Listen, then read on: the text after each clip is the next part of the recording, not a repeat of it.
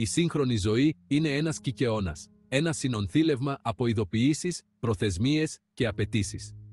Ωστόσο, μέσα σε αυτό το χάος υπάρχει ένα μονοπάτι για την εσωτερική γαλήνη, ο στοικισμός. Ατάραχος από τον έξω κόσμο, βρίσκοντας δύναμη και διάβγεια μέσα του. Ο στοικισμός, μια αρχαία φιλοσοφία, προσφέρει διαχρονική σοφία. Αυτό είναι το κλειδί για διαρκή δύναμη και ανθεκτικότητα.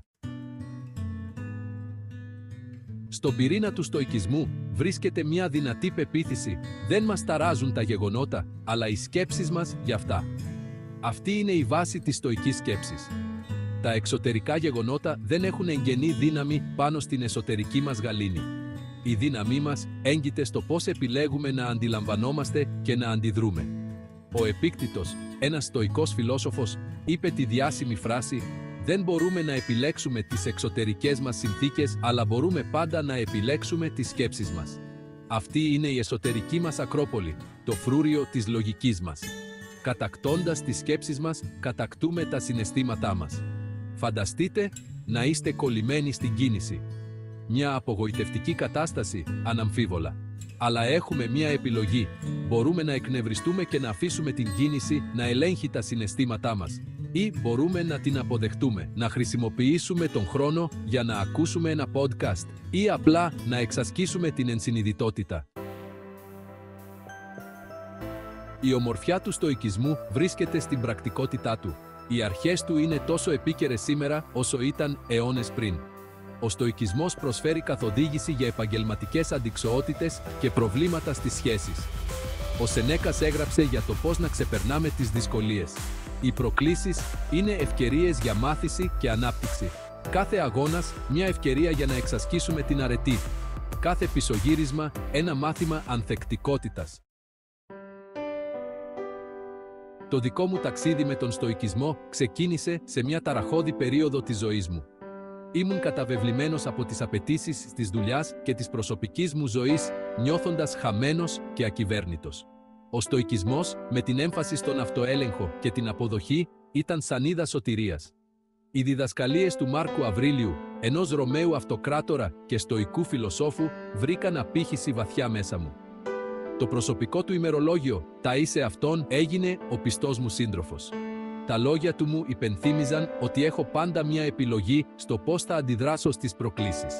Μέσα από καθημερινές στοικές πρακτικές, άρχισα να βρίσκω μια αίσθηση ηρεμίας μέσα στο χάος. Εστίασα σε αυτά που μπορούσα να ελέγξω, τις πράξεις μου, τις αντιδράσεις μου. Έμαθα να αποδέχομαι αυτά που δεν μπορούσα να ελέγξω, τις γνώμες των άλλων, τα αναπόφευκτα σκαμπανεβάσματα της ζωής. Ο στοικισμός δεν έχει να κάνει με το να γίνουμε απαθείς ή αδιάφοροι. Έχει να κάνει με την καλλιέργεια εσωτερικής δύναμης.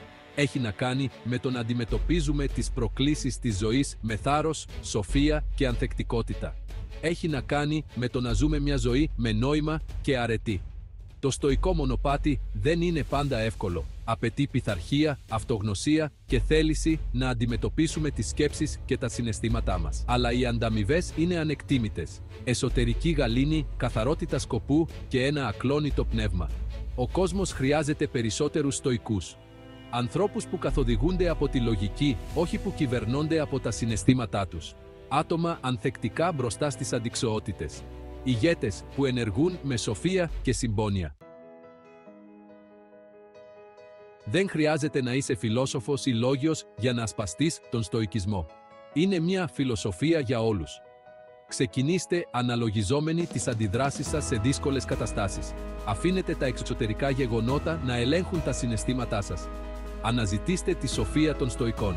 Εξερευνήστε τα γραπτά του Σενέκα, του Μάρκου Αβρίλιου και του Επίκτητου.